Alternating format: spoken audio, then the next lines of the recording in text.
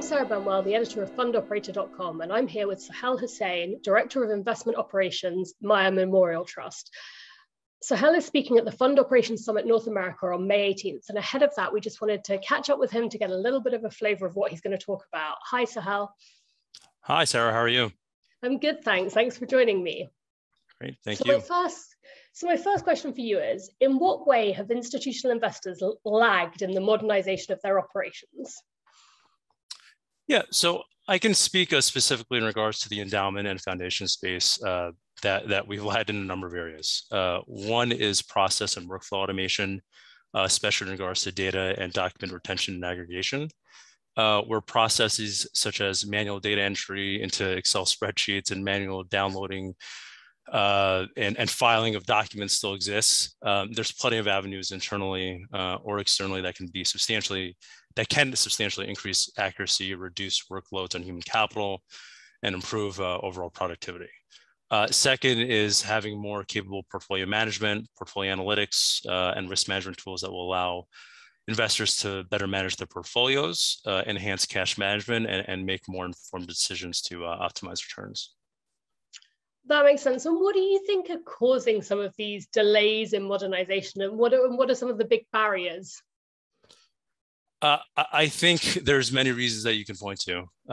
One is that, quite frankly, we're in a predominantly liability-driven business, whereas in most businesses, revenues are the main drivers, right?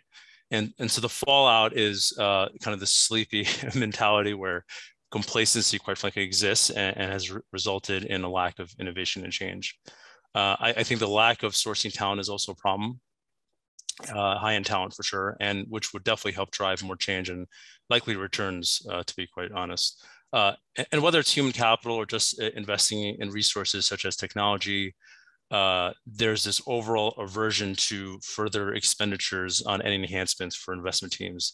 And the primary mistake that both executive management and boards make is conflating costs for investment teams as a cost center, similar to other parts of the organization, but it's not, right? In many organizations such as Maya, where we're a private foundation and don't take any outside money, we're the only source of revenue, growth, and cash inflow for the organization. And even if we're talking about these resources helping squeeze out just an extra 50 to 75 basis points of performance, that's still pretty significant in absolute dollar terms. And lastly, especially in regards to automation and streamlining of workflows, many of these investments and resources will save money in both the short term and long term. So changing that outdated mentality amongst decision makers is a key barrier. And once that mentality changes, I think you'll start to see more productive change. And when we think about sort of some of these lags and these delays in modernization, what impact do they have on the institutional investors, and why should people be thinking about, investing in modernization and improving their operations and infrastructure? So I think it's put a lot of us behind the eight ball. With portfolios adding in more complex liquid asset classes such as private equity, venture capital, real estate, private distressed credit, hedge funds. You can't utilize the same resources that you used when you had a 60-40 simplified portfolio 20 years ago. And you're starting to see that become a huge pain point for many asset allocators now as they're trying to just stay afloat, managing the different workflows, data sources, risk management, risk performance metrics. I mean, you name it, right?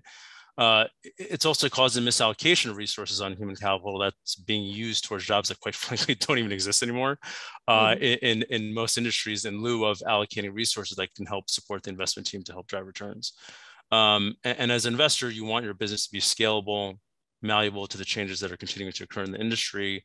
And you have to invest in the modernization of operations and infrastructure. Otherwise, you're going to continue to compound on a problem that is not going away and could become a problem that is insurmountable and will negatively affect returns, which is not what anyone wants.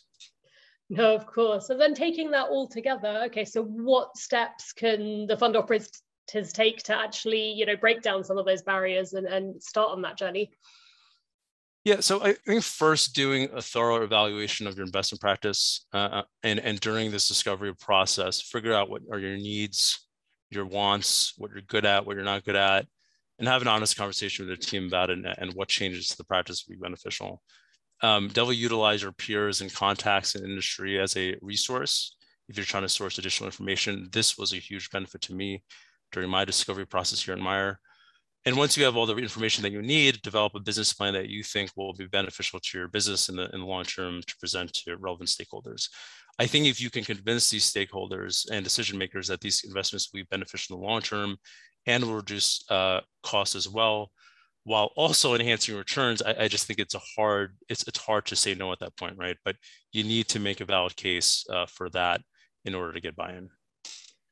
Lovely, that makes perfect sense. And then, obviously you're going to be coming to our conference and speaking about this and lots of related topics.